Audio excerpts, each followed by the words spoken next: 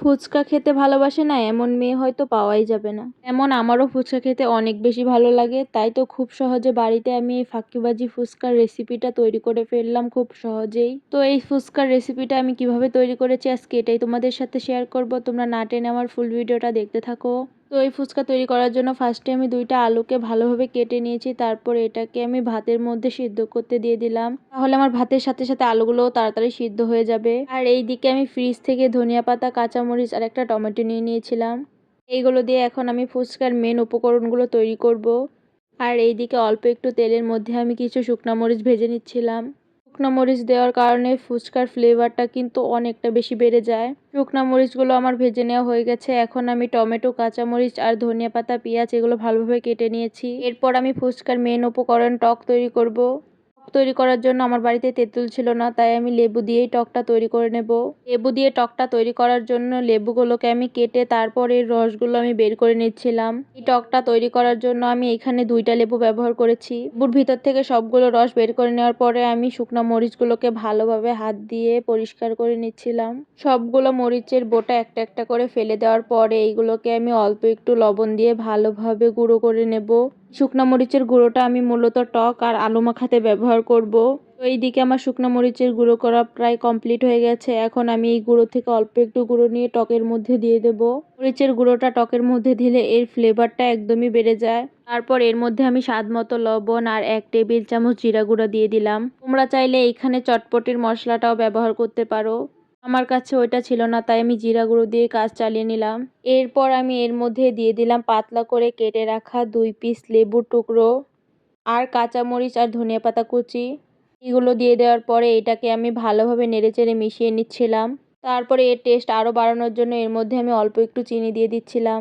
এই টকটা খেতে আমার অনেক বেশি ভালো লাগে। তোমরাও অবশ্যই তোমাদের বাড়িতে এইভাবে টক তৈরি করে খেতে পারো, তোমাদের কাছেও অনেকটা বেশি ভালো লাগবে। এই টকটা দেখতে যেমন লোভনীয়, খেতেও কিন্তু অনেকটা বেশি সুস্বাদু। তেঁতুলের টকের চাইতে আমার এই টকটাই কিন্তু খেতে বেশি ভালো লাগে। আমার টক তৈরি করা হয়ে গেছে। এখন আমি এটাকে সাইডে রেখে আমার ফুচকার মেন উপকরণ আলুর এই স্পেশাল ভর্তাটা তৈরি করে নেব। তো এর জন্য ফার্স্টে আমি ভাতের ভেতর থেকে আলুগুলোকে নিয়ে আসলাম। তারপর এর মধ্যে আমি আগে থেকে কেটে রাখা কাঁচা মরিচ, পেঁয়াজ এইগুলো দিয়ে ভালোভাবে এটাকে মিক্স করে নেব।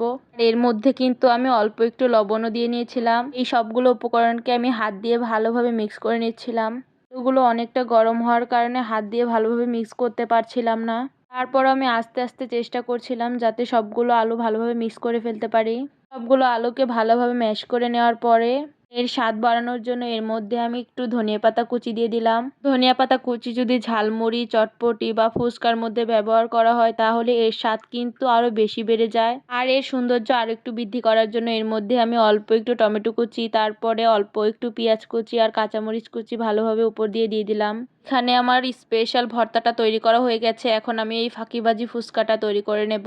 ফুচকাটাকে আমার ফাঁকিবাজি ফুচকার বলার মেন কারণটাই হলো এই ফুচকাগুলো আমি বাড়িতে বানাইনি, দোকান থেকে কিনে এনে শর্টকাটে বানিয়ে ফেলেছিলাম। এইভাবে ফুচকা বানালে তোমরা খুব সহজেই বাড়িতে খুব সুস্বাদু ফুচকা তৈরি করে ফেলতে পারবে। এখন আমি প্যাকেট থেকে সবগুলো ফুচকা একটা বাটিতে নিয়ে নিলাম। তারপরে হাত দিয়ে আমি ভালোভাবে এই ফুচকাগুলোর মধ্যে ছিদ্র করে নিচ্ছিলাম।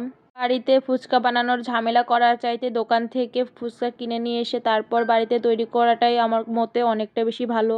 আর এই ফুচকা তৈরি করার প্রসেসিংটা কিন্তু একদমই সহজ ছিল। আমার কিন্তু তেমন কোনো ঝামেলাই হয়নি। আমি খুব শর্ট প্রসেসিংয়ের মাধ্যমে এই ফুচকাটা তৈরি করে ফেলেছি। এইদিকে আমার সবগুলো ফুচকা ছিদ্র করে নেওয়া হয়ে গেছে। এখন এর মধ্যে আমি পুরগুলো দিয়ে দেব। আমি অল্প অল্প করে সবগুলো ফুচকার ভেতরে একটু একটু করে আলু ভর্তা দিয়ে নিচ্ছিলাম। তো এইদিকে আমার সবগুলো ফুচকার মধ্যেই প্রায় আলু ভর্তা দিয়ে দেওয়া হয়ে গেছে। ফুচকাগুলো দেখতে কিন্তু অনেক বেশি ভালো লাগছিল। আর আমার স্পেশাল টকের কথা কি বলবো, এটার দেখতে যে আমার কতটা বেশি ভালো লাগছিল তোমাদেরকে আমি বলে বোঝাতে পারবো না। এইদিকে আমি ফুচকার উপরে টমেটো কুচি, পেঁয়াজ কুচি, ধনেপাতা কুচি দিয়ে দিলাম। এইগুলো দিলে ফুচকা খেতে অনেক বেশি ভালো লাগে। আমার বাড়িতে শসা ছিল না, শসা দিলে কিন্তু খেতে আরও বেশি ভালো লাগতো। আজকে মূলত আমি বাড়িতে থাকা উপকরণ দিয়ে এটা তৈরি করেছি, তাই ঘরে যা যা জিনিস ছিল তাই দিয়ে এটা আমি তৈরি করে ফেলেছি। তো এইদিকে আমার ফুচকা সব কমপ্লিট হয়ে গেছে। এখন এইটাকে আমি খেয়ে নেব। তোমাদের কাছে আমার এই ফুচকার রেসিপিটা কেমন লেগেছে অবশ্যই কমেন্ট করে জানাতে ভুলবে না কিন্তু।